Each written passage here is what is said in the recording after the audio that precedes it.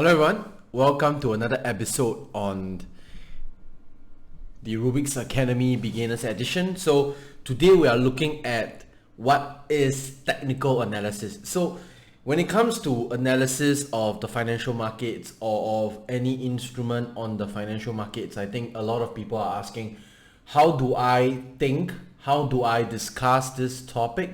How do I go about categorizing the taxonomies and the thinking methods within the space? So the easy way and the most common way that people use, okay, now in a lot of other things in life, it's not good to have a herd mentality, and that includes finance, to be honest. But when it comes to trying to predict your counterparties, trying to understand what they will do, you have to think like them. And the way most people think is in the paradigm of fundamental versus technical analysis. Okay, so this is how it looks like. All right. On the left, okay, you have fundamental analysis.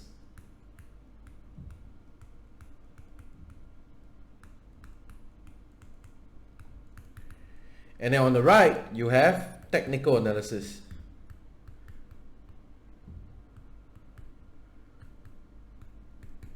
Now, we're going to talk about fundamental analysis in the next lesson. So we are not going to talk about this today. We'll just talk about technical analysis. Okay, now what is technical analysis? Technical analysis is basically examining the extrinsic value of the company.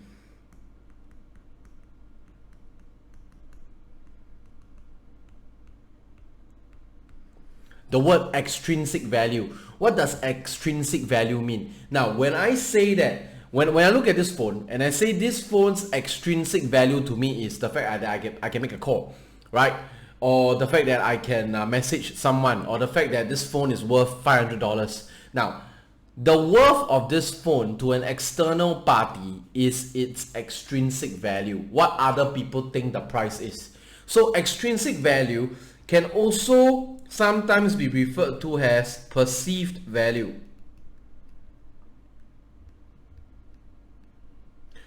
Perceived value. Now that is extrinsic value.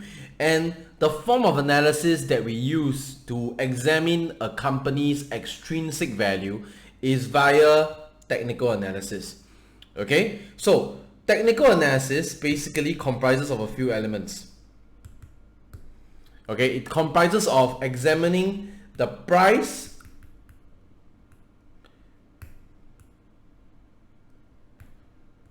of the stock, the volume traded,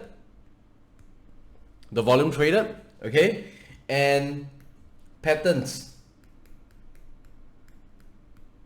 that are formed by the price movements. All right. Now, volume can be also analyzed in two aspects. Number one, you can analyze the intensity of the volume. Okay, meaning how much the volume is. Okay. Number two is you can also examine the speed of volume.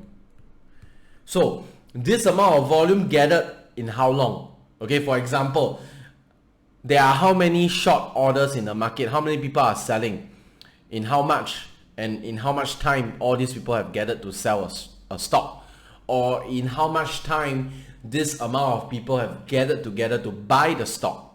Okay, so when it comes to technical analysis, these are the three main things we are trying to find out. Okay, now to find out price, we usually use this thing called candlesticks.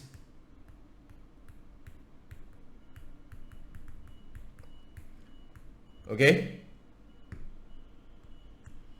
we usually use this thing called candlesticks. Now, to find out volume, we usually use oscillators. Okay, oscillators. Or sometimes we use indexes.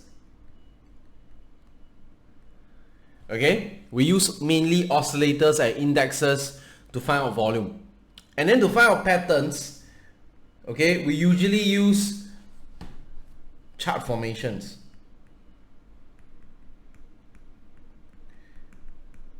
I'm sure you heard of those terms before, right? Ascending triangle, descending triangle, symmetrical triangle, right? ABCD, Fibonacci, you know, all these are considered patterns, okay, which we will cover more in the lessons to come, okay? But this is basically TA for you. In other words, when we talk about technical analysis, we are not examining the company's sales volume, we are not examining how much money the company has made, we are not examining the human resource factor of the company, we are not examining the operational efficiency of the company. We are not examining all those internal factors. We are only examining the perception of the stock's price, okay? And between TA and FA, there will always be a gap, because whatever I just said represents FA. We will cover more of that in the following lesson, but just basically know that this right here is the summary of technical analysis. You're trying to find out three things. As we go on in the lessons, I will cover more on each and every aspect.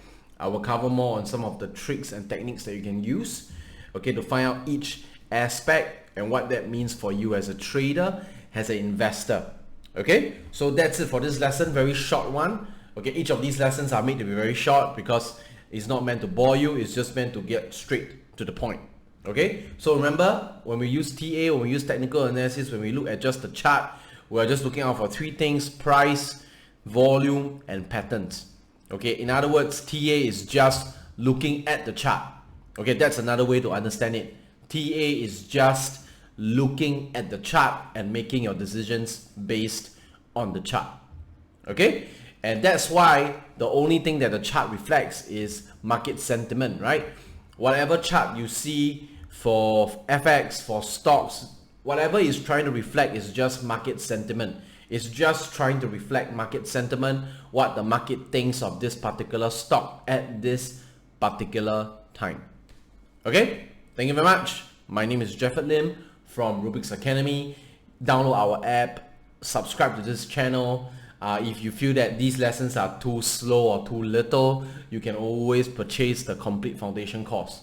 Alright, in that course I cover more in depth and definitely cover at a faster pace as well with more content.